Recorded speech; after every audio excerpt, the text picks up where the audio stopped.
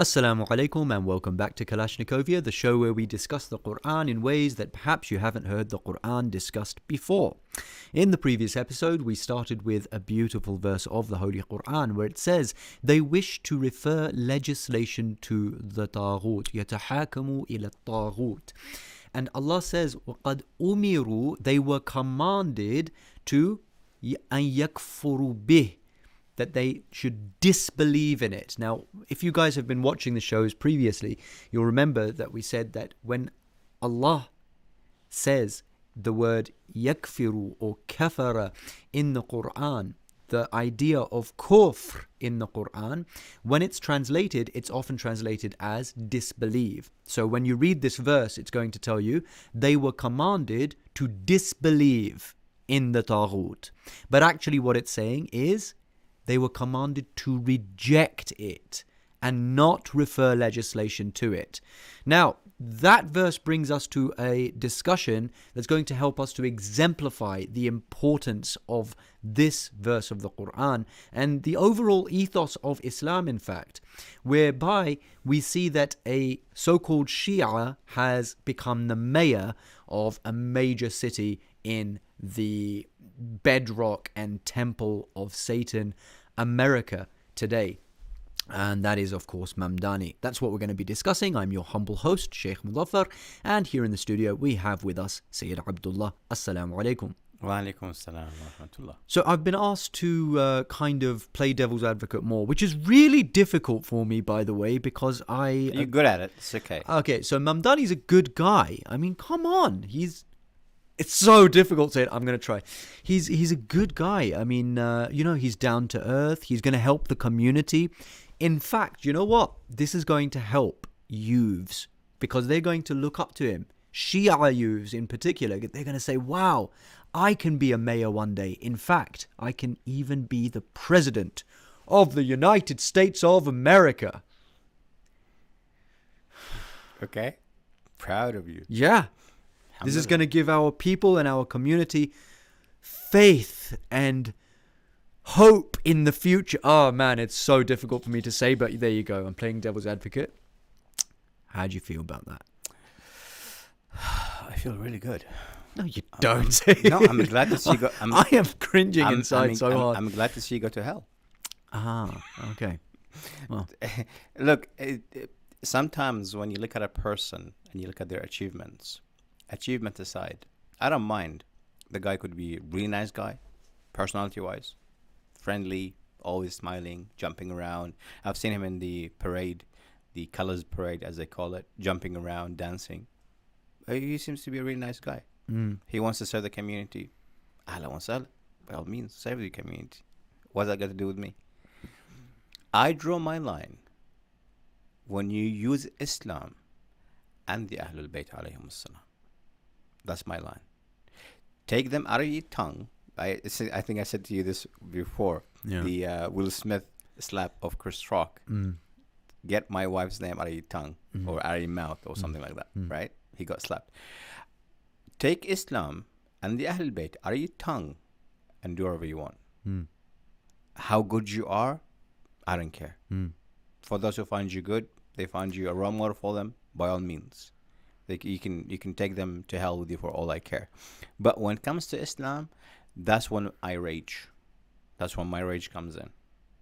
So all the Muslims out there who are just happy and jumping around like little baboons and monkeys on trees, that someone, a Muslim, a Shia, became in power in the most lucrative state on the world, New York, and they using that as celebration only because he's a Muslim.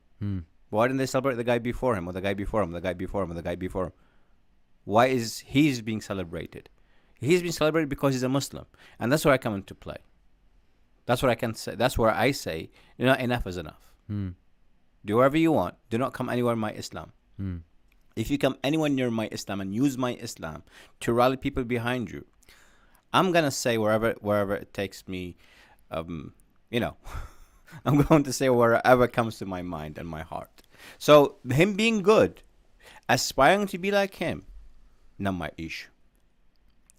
Just keep Islam out of your damn mouth. That's it. No, I can totally understand that. So- However, I saw a meme shared where the Statue of Liberty was holding up a sword. Not just any sword, mind you. It was Zulfiqar. Mm.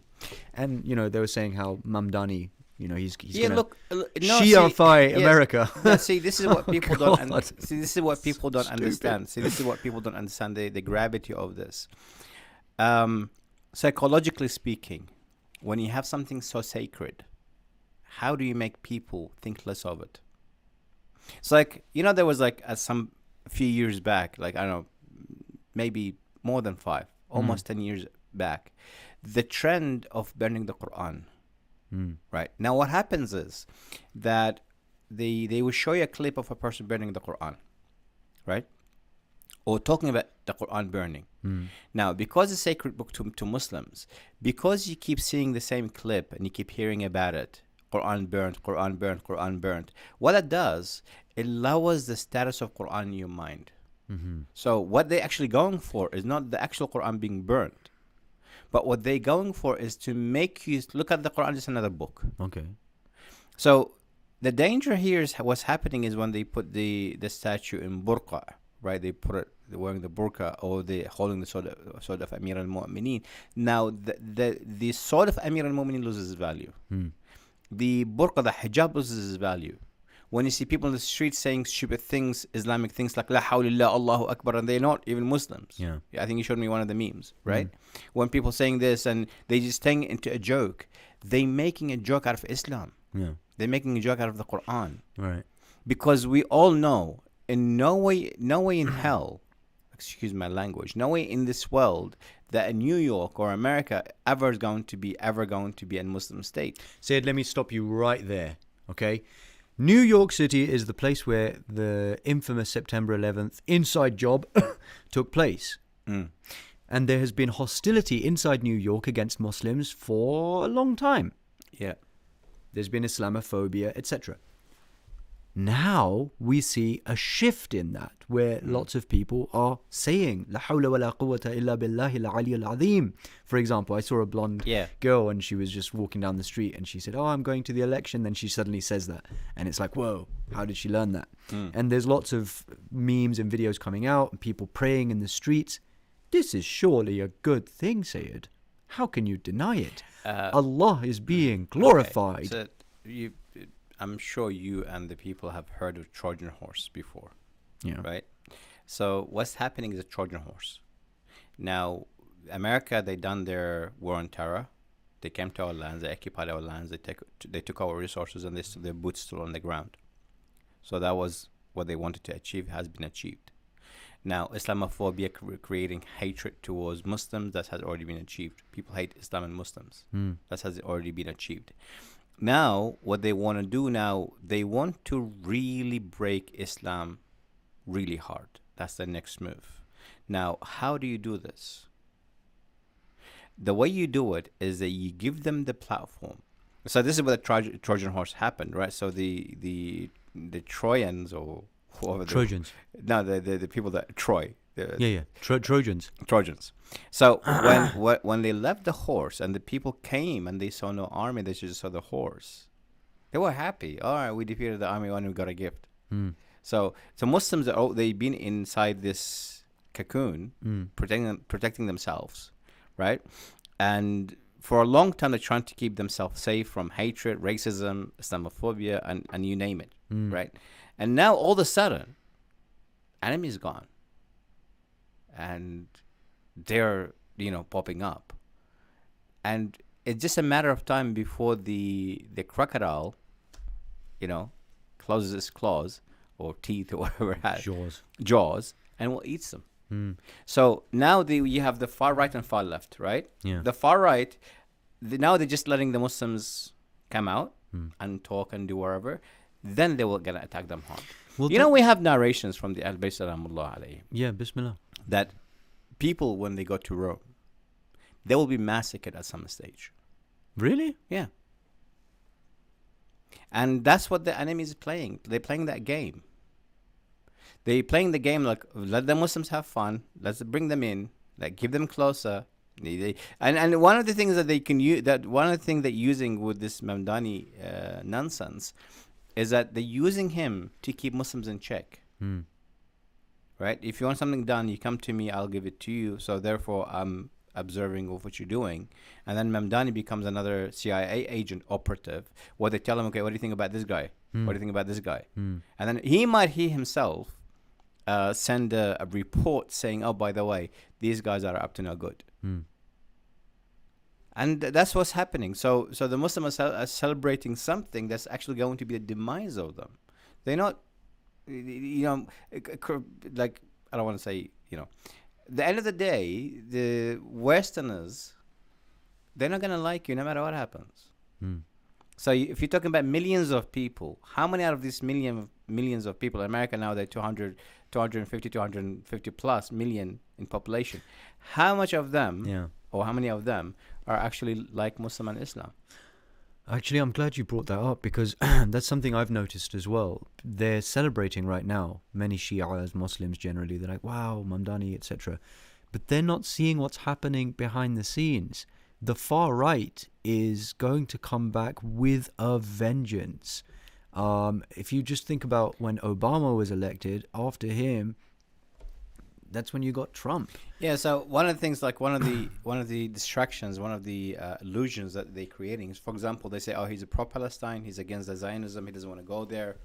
That was one of his pitch to get elected, and he's going to arrest Netanyahu, right? Yeah. But he said he's going to do all his best to protect the Jewish community in New York. Now, 30%, 32 or 35% of the people elected him were actually Jews. Now, as we know, Jews are especially in New York, they are the business owners. That's where all the funds are. That's where all the money is. Yeah. Now, who do you think funds Israel? It's not funded by Muslims. It's funded by these big corporations that's owned by Jews. And where does that money go? To that occupying state. So it's like turning around, like on the cover, on the outside looks normal. Oh, he's opposing, but then he's giving them protection, and that's why they elected him. For God knows what's even happening behind closed doors. But all the wealth and all the money, all the lobbying comes from New York, goes to the other side. Yeah. So what have you done? So it's like you can fool me in any ways. Okay, so It's not going to work. I want to make this very, very crystal clear and easy for people to figure out there, right? Where does haqq lie? Where does the truth lie? Yeah. And I want to give you two things. Number one is a hadith from Imam Hussein alayhi salam, where he says, truth is with the oppressed. That's the first thing. Truth is with the oppressed. Yeah. Now, people are saying that he's pro-Palestine, and there's lots of pro-Palestinian protesters inside America, which is great, by the way. I'm not putting them down at all. And I admire all the protesters in the West, especially in the UK. However, what you also have to understand is that system, America, is the biggest support of Palestine. The UK is the thing which established Israel originally.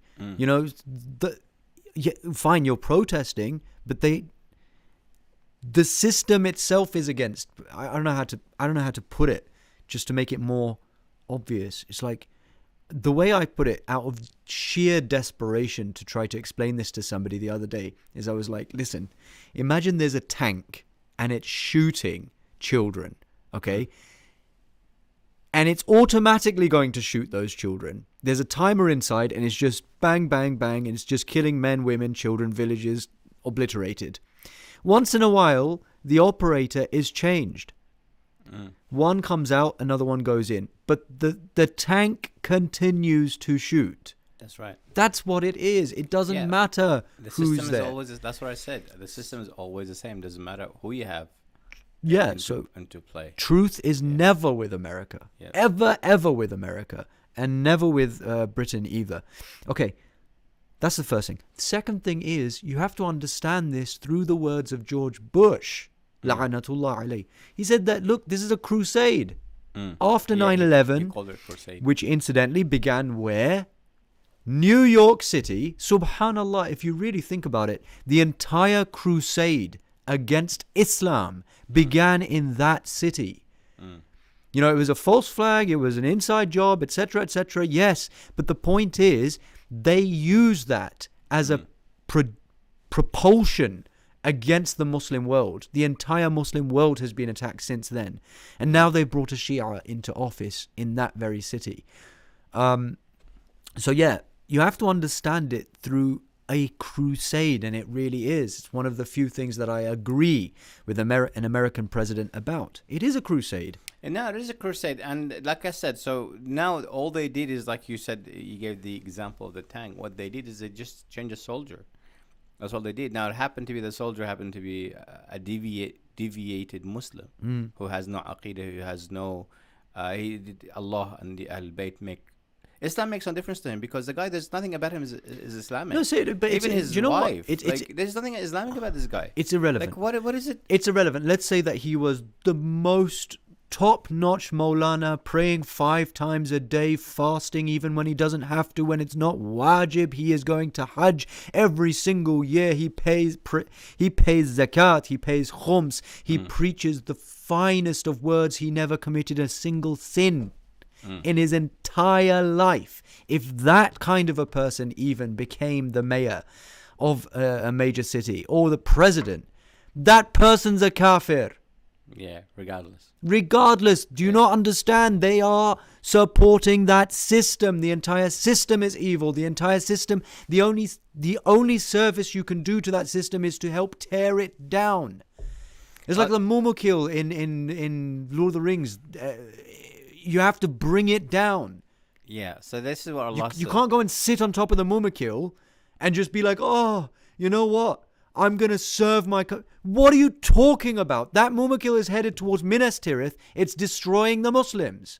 So this is what Allah says in the Quran, right? In Ayatul Kursi, the 2 verses after Ayatul Kursi, He says, فَمَنْ يُؤْمِن بِاللَّهِ وَيَكْفُرْ بِالطَّاغُوتِ. Ahsant. That we don't have anything in between. You can't do iman bil-taghut. What is that going to make you? Dufun kufr in Allah subhanahu wa ta'ala. That's it. So when you're celebrating Mamdani, what are you doing? Kufr billah subhanahu wa ta'ala. That's it. When you have Mamdani come to your mosque and to your centers and to your Husayniyat and him delivering food for Abu Abdullah, you're doing kufr to Allah subhanahu wa ta'ala.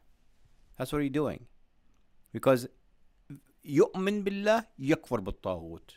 Yeah. Yu'min bil-taghut yakfur billah. One of the two. You either believe in the Taghut, then you're doing kufr to Allah. You're doing iman to Allah, you don't have to do kufr and Taghut. You can't have it your way. So let's bring this back to the analogy of a crusade, right? Now put yourself back 1,000 years ago when the crusades were going on. There was a group of Christians who were duped by Jews. I mean, let's the Freemasons and the Templars. Come on, they were reading the Talmud, they were reading the Kabbalah, they were Satanists. Who were they really? Anyway, they were coerced into fighting a war, giving blood. They lost many, many thousands and thousands and thousands of soldiers fighting against who? Muslims in Muslim lands. Now, put yourself in that time. Does it make sense if you heard that there was a Muslim, but he was in the West? And he was helping them, but he was trying to do good things for them. But no, but he's on the wrong side of history. Full stop. That's the end of it. He's on the wrong side of history. Does that make sense, or you disagree with the whole the analogy? No, it makes perfect sense. That's what basically what we're saying. Let's reverse it. Let's say there's a Christian, like the Last Samurai. I like that movie, right? I think there's a Shaheed who really liked that movie as well. Were you the one telling me? No. Anyway, so let's say a Christian, he got captured in battle and then he ended up with the Muslims and he learned to identify with them. He learned their ways and he said, you know what? I'm going to help you. I'm going to train you. I'm going to run one of your cities, or I'm going to do something for you. That person's going to be given Jannah. That person is going to be given Jannah because he's serving the right side. Yeah, so even in Iran, for example, we have a lot of shuhada who are Christians. And Sayyid Khamenei, every year he would go and visit their families on Christmas. So if you're a Christian, but if you're on the right side, And we always keep saying, like, even in Karbala, for example, we had Wahab. Wahab was a Christian when he joined the camp of Imam Hussein alayhi salam. So your faith, it should guide you to the right track, to the right path, not divert you from it. Yeah. But if your faith doesn't seem to be working, then it's not faith at all. I get told all the time, why are you getting so angry? Why can't you just explain that in a calm way? Because it's Shias. Sunnis don't have the example of Karbala. Okay, they weren't raised on a narrative of good versus evil, of how important it is to be in the right camp, how many people joined the camp of Yazid, how there were very, very few with Imam Hussein, how the companions of Imam Hussein, they were willing to fight and die and be killed over and over again, even if they would lose all of their wealth, all of their dunya, their women will be taken as prisoners, but they would not abandon that side. This is the narrative that all Shias were raised with in every Shia household. And you still fall for these basic traps of Shaitan? Yeah, because look, Shaitan, he can't fight the Ahlul Bayt. He cannot fight Karbala. He cannot fight Imam Hussein. He tried his best. He failed miserably. Look at Bani Umayyah dynasty. Look at the Abbas dynasty.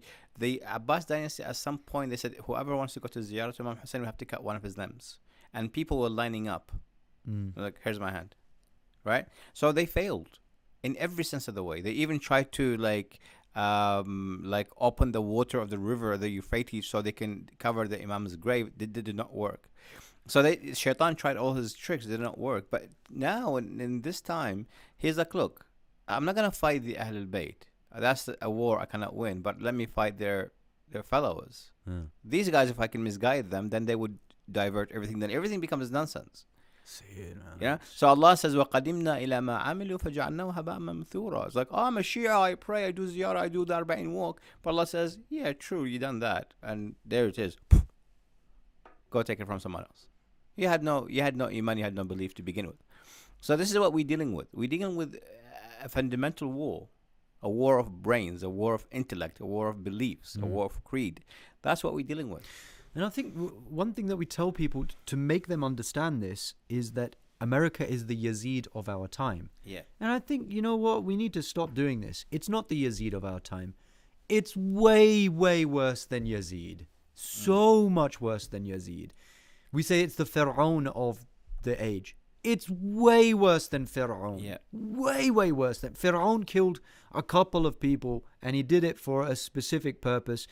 But there was a phase, and then it was over. America has been killing human beings since its inception. It's given us like something ridiculous, like 5 to 7 years of peace, relative peace. It has created vast technology, vast media, humongous.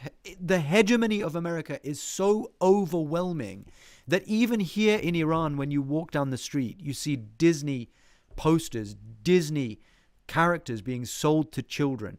You see America everywhere. There is no escaping America. At least Fir'aun, he was conserved to like Egypt and maybe a couple of other provinces. That was it. Yazid, the Muslim lands, okay, fine, it was Syria and it was Kufa, okay. That was it. America controls the entire world through its hypnosis. Yeah. Oh, God, the evil of America is just so titanic that, honestly, if you were to visualize it, how hideous would that beast be? Would it look any better than the traditional depiction of Satan himself, with the hooves and the horns and the red skin? God, how can you not figure it out? It's the only country in the world that has ever atomically bombed not just one, but 2 cities in Japan. And they spaced it apart. Yeah. The first one, they did it. They killed that many people, hundreds of thousands. And then they waited a day or 2 or 3, I think.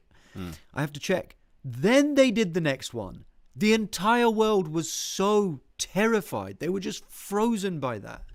And to this day, you have patriotic Americans being like, wow, yeah, we ended World War II.